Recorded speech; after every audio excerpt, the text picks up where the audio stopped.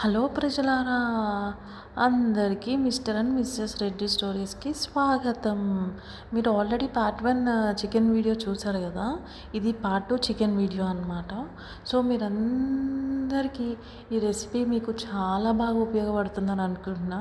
So mister Reddy గారు వచ్చి ఇంత బాగా చేశారు చికెన్ కర్రీ అని అన్నారు. నన్ను అప్రిషియేట్ చేశారనమాట. నేను ఐఎమ్ ఆన్ క్లౌడ్ 9 చెప్పాలంటే.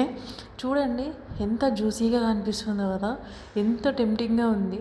సో నేను ఇక్కడ ఎందుకు కొన్ని వాటర్ పోయాల్సి వచ్చింది అని అంటే, మనం మిస్టర్ రెడ్డి గారికి కొంచెం గ్రేవీగా ఉండాలన్నమాట.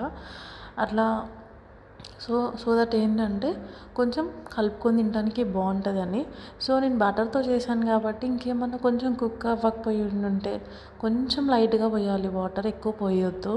అలా పోసేసిన తర్వాత కొంచెం సేపు ఆగి చికెన్ మసాలా, గరం మసాలా, ఈ మసాలాలన్నీ వేసేసి మంచిగా సాట్ చేసి మళ్ళా కరివేపాకు, కొత్తిమీర ఎంట్రీ ఇచ్చినాయి అనమాట.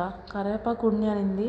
నన్ను చాలామంది పోపులో వేస్తారు కానీ పోపులో వేయొద్దు, నన్ను ఎప్పుడైనా కూడా చివర్లో వేస్తేనే నేను కర్రీకి చాలా మంచి స్మెల్ ఇస్తాను అనింది. సో అందుకని చెప్పి నేను ఎప్పుడు కరివేపాకు చివర్లోనే వేస్తాను కర్రీస్లో. సో చూడండి ఎంత టెంప్టింగ్, ఎంత బాగుండిందో కదా చికెన్ కర్రీ.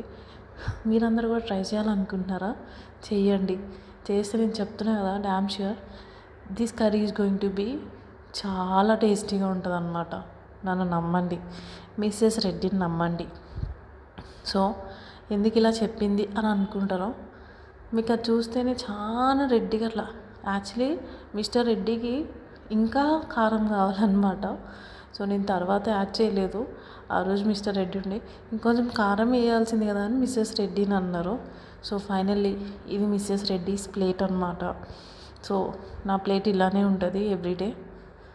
బాయ్.